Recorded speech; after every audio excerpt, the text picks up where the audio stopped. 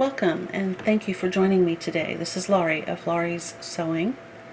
Today I'm going to do a completely voiced over video because when I recorded the microphone was not plugged in on my recording camera.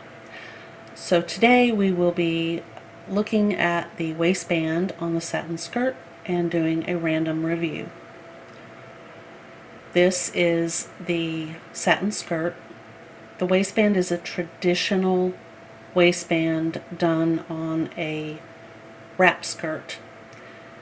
However, when Jessica did the fitting a few days ago, she asked about leaving the waistband that wide, right there, as opposed to the folded in half version, which would conceal that fusible interfacing on the inside.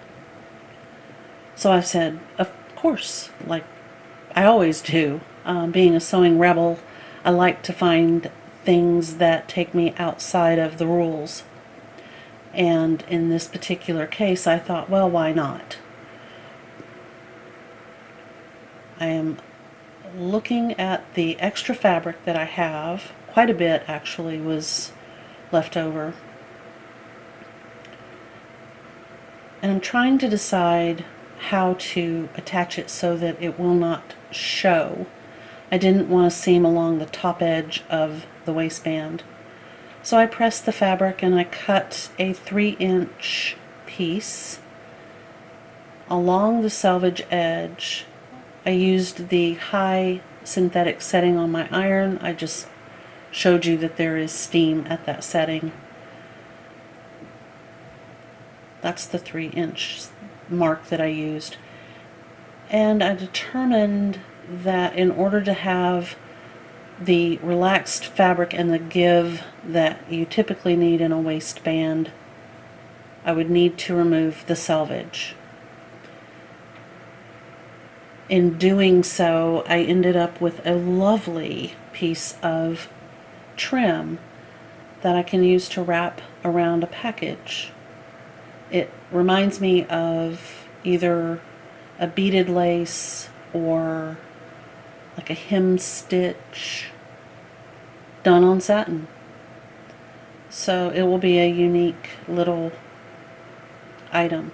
These are the blue snail pinking shears that I purchased on Amazon. They were like $9.99. I ordered them on one day, they arrived the next. Okay, so there's that pretty trim that I'm going to keep.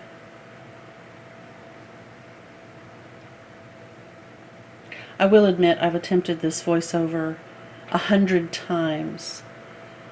I'm not real familiar with doing them, and I'm trying to avoid saying over and over again. I am clearing the lint from the scissors using the brush that I used to clean my sewing machine. There was quite a bit of lint, actually.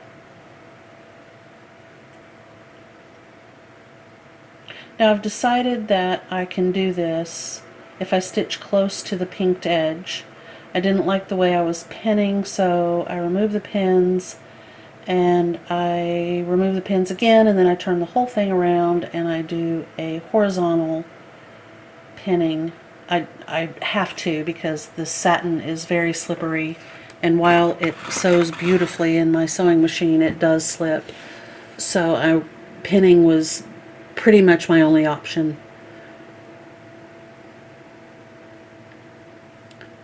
So once I've got it all pinned, I just take it to the sewing machine and I did a straight stitch all the way down. It's complete. I haven't pressed it here yet, but I wanted you to see that the new fabric will be behind and invisible from the front. So that's that folded edge, and when you fold that down, it just looks like a plain waistband. And the new piece will be hand stitched along the bottom edge where the waistband meets the skirt top.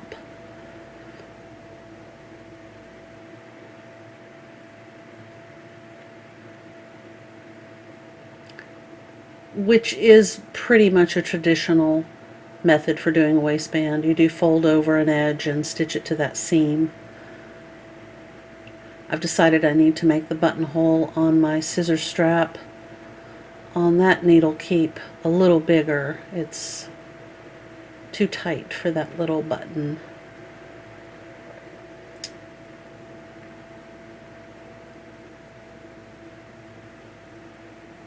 Okay, there's a lot of thread. I don't know why I pulled out so much thread from that spool, but I don't know, sometimes. I will say that at this point I am listening to the audible version of Devil Water by Anya Seton, and I've read the book, the actual book, countless times, but it was available as a option through Libby, non-sponsored, no affiliation, as an audible, and I wanted to hear it read, so I was listening to it while I'm doing this here.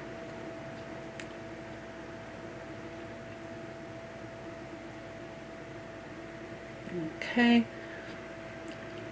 I am then going to thread the needle and do a quilter's knot, which I do demo. It's hard to notice, but you'll catch it.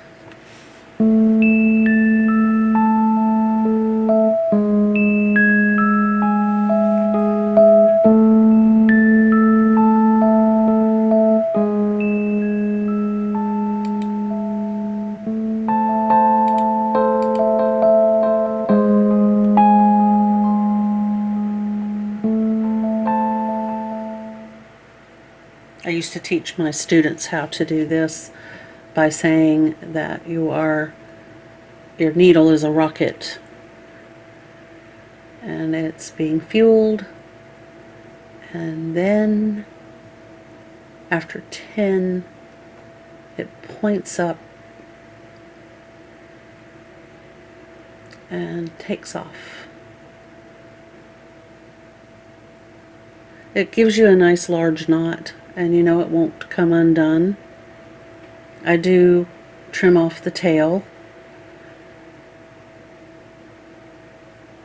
so that little bit that's left there on the end will get snipped off.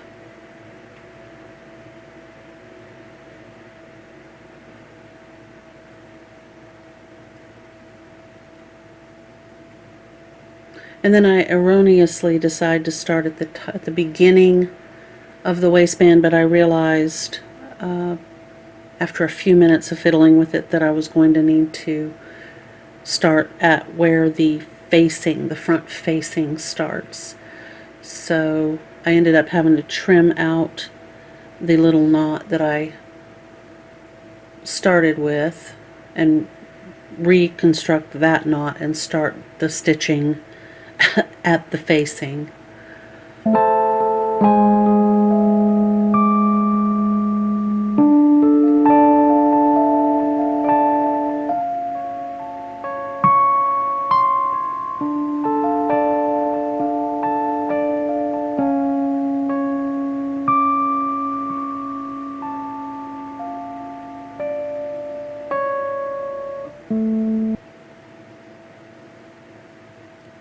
Okay, so I've clipped that out of the way, and then using my tailor's ham to kind of help me with the fabric and the curve of the waistband, I just stitch all the way across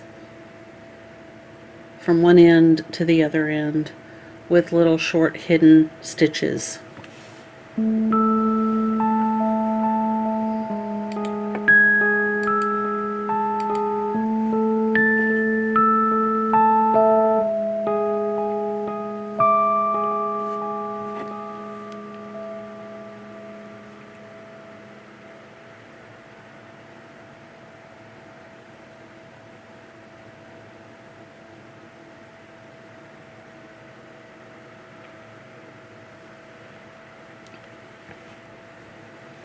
I did not want these stitches to be visible from the outside.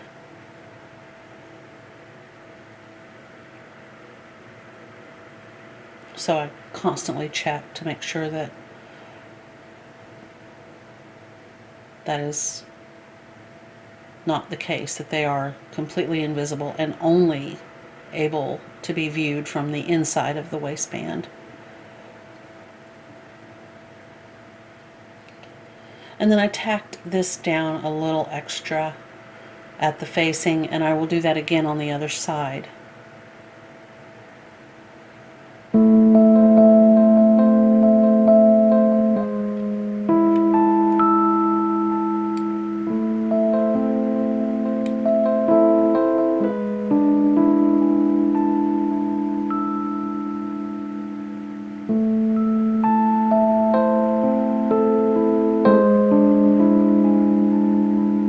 If you keep your left hand behind the fabric as you're stitching, you'll be able to tell if you're going through to the outside. And it's a good technique to use for hemming as well. But it never hurts to double check. I would hate to have to go back and undo a bunch of stitches because I just didn't feel like checking.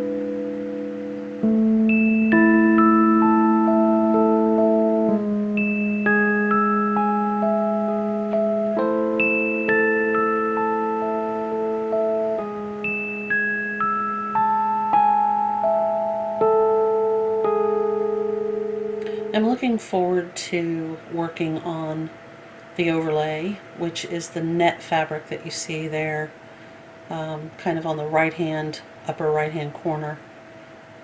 We'll see how that goes. I think it'll be a pretty addition to the skirt, and the fact that it is independent, that you can wear it whether you want to have a formal look with the overlay or just not wear the overlay. It isn't part of the construction of the skirt, so it's kind of a nice addition, I think. We'll see how it turns out. And is not part of the pattern. The original pattern is a very casual skirt, short. The pattern is a McCall's 7526.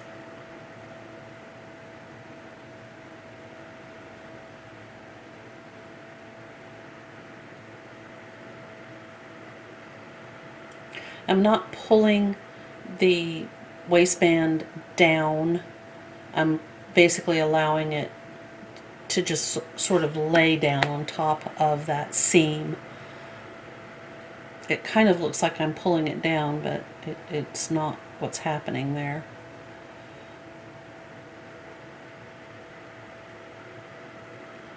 Right.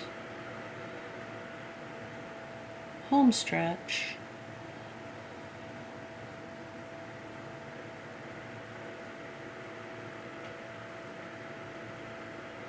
I should have used a longer needle. That little needle was just a bit too small, too short, but it did the job.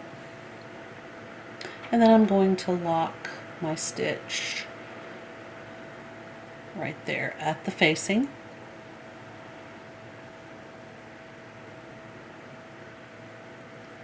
Put the needle back. Now I'm going to arrange the skirt so that the side seams are at the side, the front facings are in the proper places. I will clip the waistband at the top, and I'm then going to attach it to a wooden coat hanger.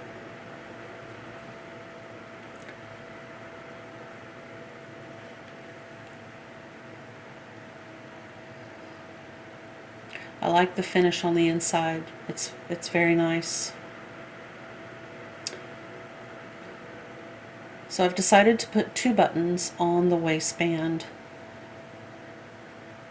evenly spaced.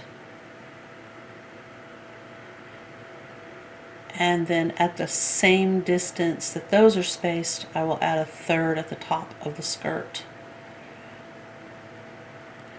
And then the subsequent buttons will be 2 inches apart. until we reach 5 inches at the bottom. So from the hem up, 5 inches will not have a button closure. So I've turned the metal hanger part toward the back, and I'm going to use the wooden clothespins to attach the skirt to the coat hanger bar. They're actually for slacks, but I like that little slim bar for when I need to hang anything like a skirt like this.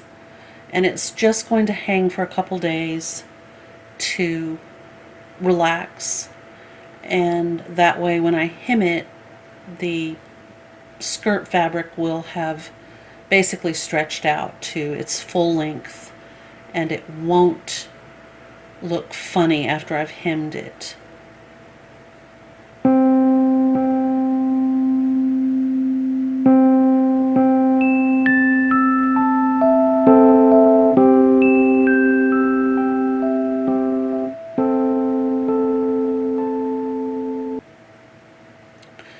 And now I will have a small discussion about my hazel bag. I have found it to be very handy, and I've decided that I'm going to make 2 more. One for my gardening littles and one for my baking littles. And the reason I call it a hazel bag is that there are a lot of tales, folklore, if you will, about the hazel tree and how mystical and magical it is. And I have to tell you that that silly bag, when I made it, I didn't have a name for it, but all of a sudden I realized that I could put so many things in there that it became like the Mary Poppins bag. And I decided that it was magical, and I decided to call it a hazel bag. So for gardening purposes, I will be using it to store my seed packets, my very small little trenches and trowels and hand spades and shovels and that sort of thing. And in the kitchen for baking, it will have those decorating tips that you put on an icing bag, and my cookie cutters, my biscuit cutter, my pastry cutter, all those little things that tend to get lost in a drawer, I will just keep in my kitchen baking hazel bag. That I was disappointed in. I purchased it to work with my camera, but discovered that it will not work with a camera that has a mirror. It's only for a mirrorless camera. So back to the drawing board on that. So here is some fabric that I purchased for the 32-inch round pillow insert. My husband put those hooks up for me so that I could hang up my scissors. It's very handy, by the way, to have that in that manner. Those are the scissor tails right there that have become my paper scissors. Now this is a toile fabric, a true toile. By the way, it is it's printed on a canvas. It's just French scenes of people at work and play, sort of a bucolic atmosphere with goats and dogs, fiddle playing. It's kind of pretty, and it's a kind of a celery gray green color that I feel will look really nice in my living room.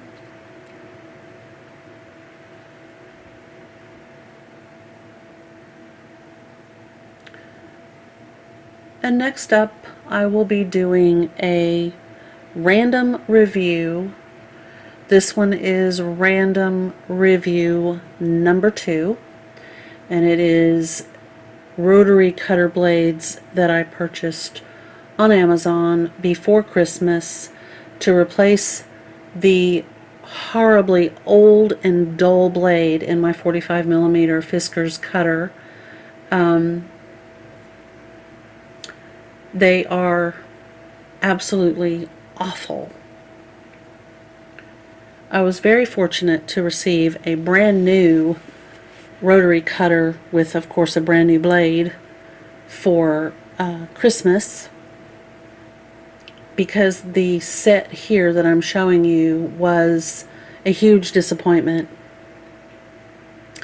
The blade that is in that cutter is the first blade out of that package, and I have not been able to cleanly cut a piece of fabric since I put it in the cutter. At one point in this, I decide that maybe I've got my blade in backwards, so I flip it around, but that makes absolutely no difference.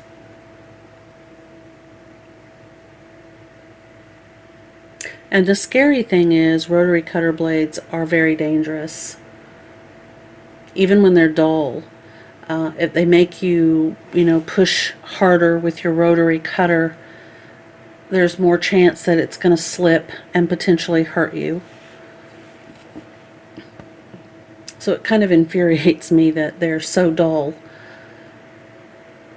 And I wasn't even aware of how bad it had gotten until I got the new one for Christmas and discovered that it's literally like showing a very hot knife to a very soft stick of butter.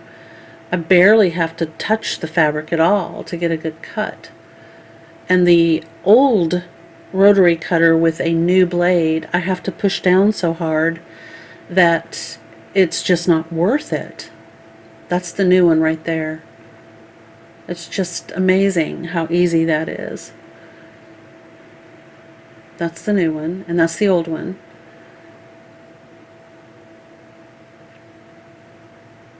New, just whoosh, beautifully cut.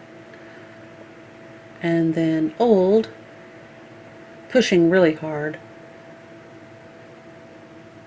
And that one, of course, was an anomaly. Okay, new, beautifully cut. And old. Now the new one does not have a handle that moves. Oh, here I am switching out the blade. Not switching it out, but turning it over. Hoping against all hope that I just put it in upside down, but I don't think there's a side. I mean, there just couldn't be. It seems silly now that I think about it. Okay, so now I'm going to demonstrate. Oh, yeah, this is me desperately trying to cut. It did not work, by the way. Okay, so now I'm going to demo the way that I cut with my OmniGrid ruler and a rotary cutter.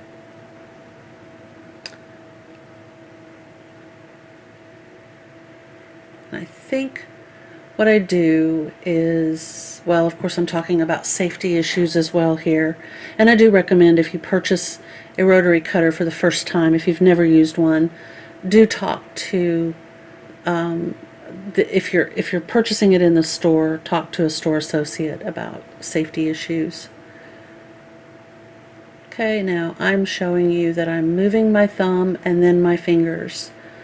So I allow, okay, right. You want to keep your left hand, if you're right-handed, you want to keep your left hand as far away from that cutting edge as possible. But you still have to maintain, control, holding the ruler. So I use my thumb and my fingers just like this. It's kind of funny looking, but it really works. When I get there, I'll move. So it's where my thumb typically ends up, is where I stop and then move my hand again. And I also pull the fabric away from the right edge of the ruler. I stopped on purpose up there to show you that if you've not cut all the way through, you don't want to have to try to line it back up, because you will end up with something that looks like that. Generally speaking, it's really hard.